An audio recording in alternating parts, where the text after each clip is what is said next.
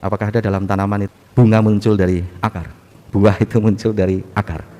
Ya memang radiknya adalah Keyahudian, tapi batang pokoknya kekristenan itu adalah Yesus Kristus. Maka kalau dikaitkan dengan bacaan pertama, para rasul yang adalah cabang atau ranting itu, dan kita juga para murid tidak diharuskan harus mengikuti radik. Radik itu bahasa Latinnya, artinya akar. Tidak harus tumbuh di akar, tetapi pasti cabang atau ranting yang akan menghasilkan buah pasti tidak mungkin tidak justru harus melekat pada batang utama, yaitu Yesus Kristus sendiri. Tujuannya apa? Alinea terakhir dalam bacaan Injil, semua ini kukatakan kepadamu supaya, tujuannya supaya sukacitaku ada di dalam kamu dan sukacitamu menjadi penuh. Ini buah rohani, seperti pohon anggur, cabang, ranting nempel dalam batang pokok supaya berbuah, anggur yang manis, anggur yang baik, buah anggur. Tapi ini bukan tanaman tetapi secara rohani, supaya kita menghasilkan buah, buah itu adalah sukacita, maka menempel pada batang pokok.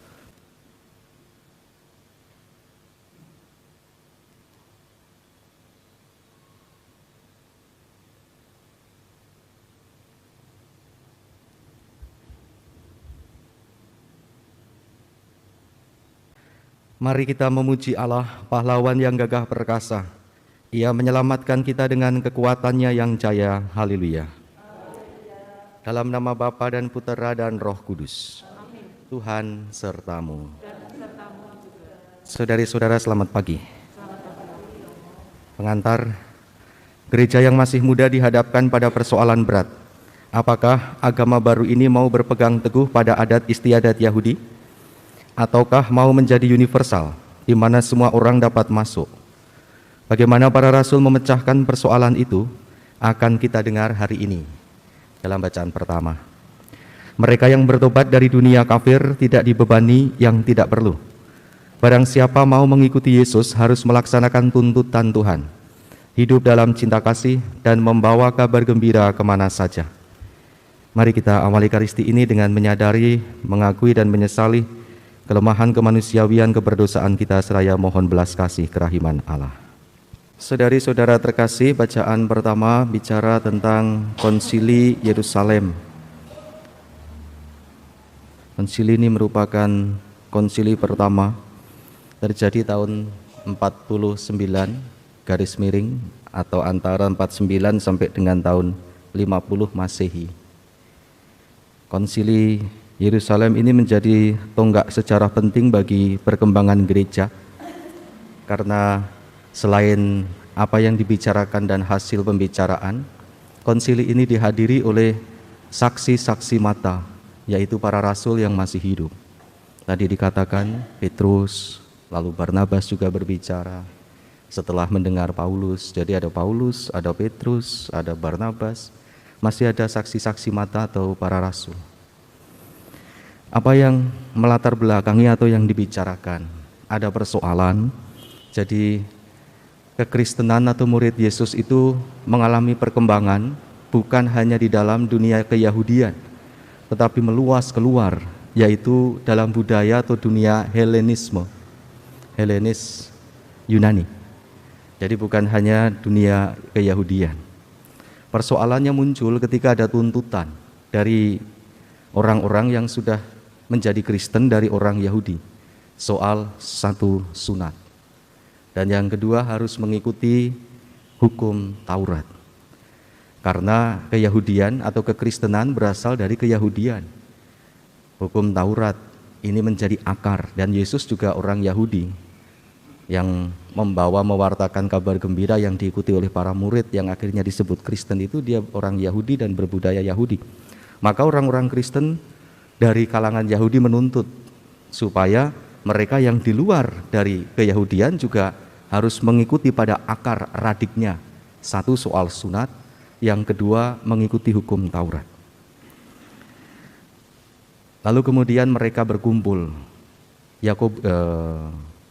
Paulus dan Barnabas datang ke Yerusalem. Lalu kemudian di sana diadakan sidang berbicara soal sunat dan juga mengikuti hukum Taurat.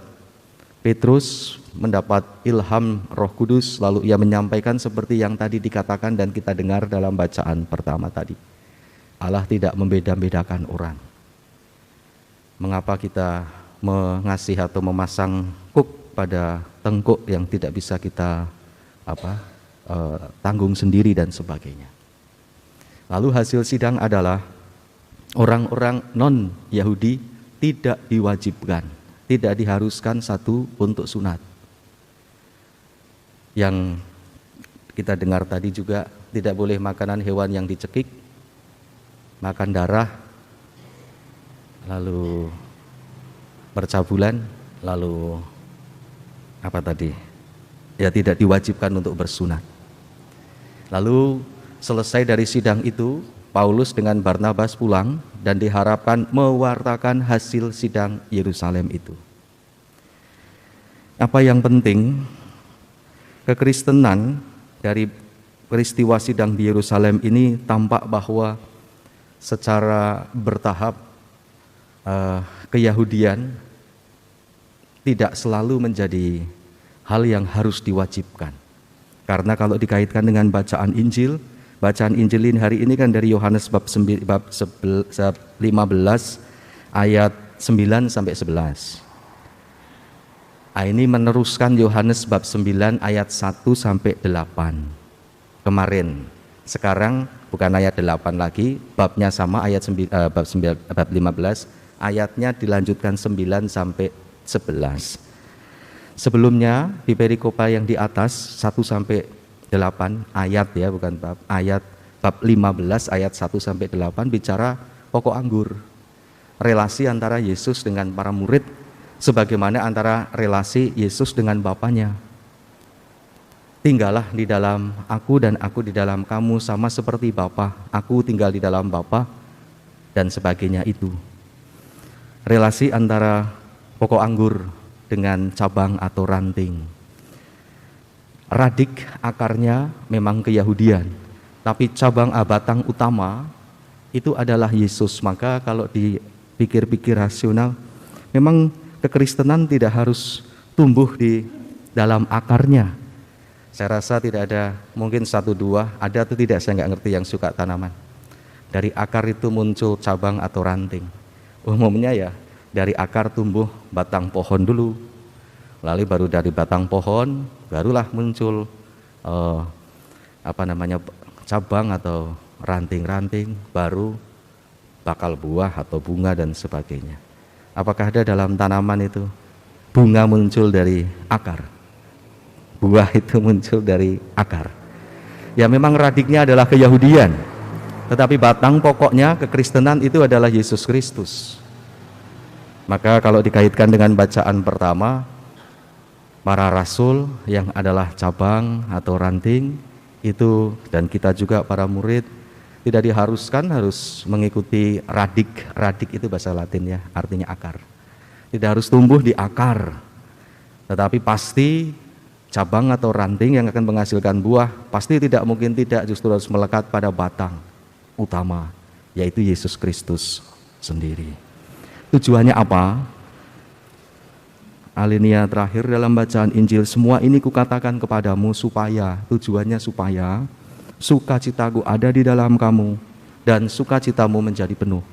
Ini buah rohani, seperti pohon anggur, cabang, ranting nempel dalam batang pokok supaya berbuah, anggur yang manis, anggur yang baik, buah anggur.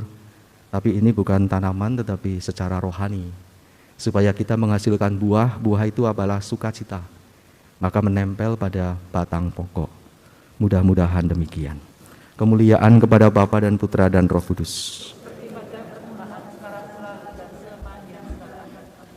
Marilah menyatakan misteri iman kita. Wafat-Mu Tuhan kami wartakan, kebangkitan-Mu kami muliakan, hingga Engkau datang. Kristus telah wafat untuk semua orang, agar mereka yang hidup bukan lagi hidup bagi dirinya sendiri, melainkan bagi Kristus yang telah wafat dan bangkit bagi mereka. Haleluya. Tuhan sertamu. Semoga kita semua diberkati oleh Allah yang Maha Kuasa, Bapa dan Putera dan Roh Kudus. Saudari-saudara, perayaan Ekaristi sudah selesai. Pergilah, kita diutus. Terima kasih.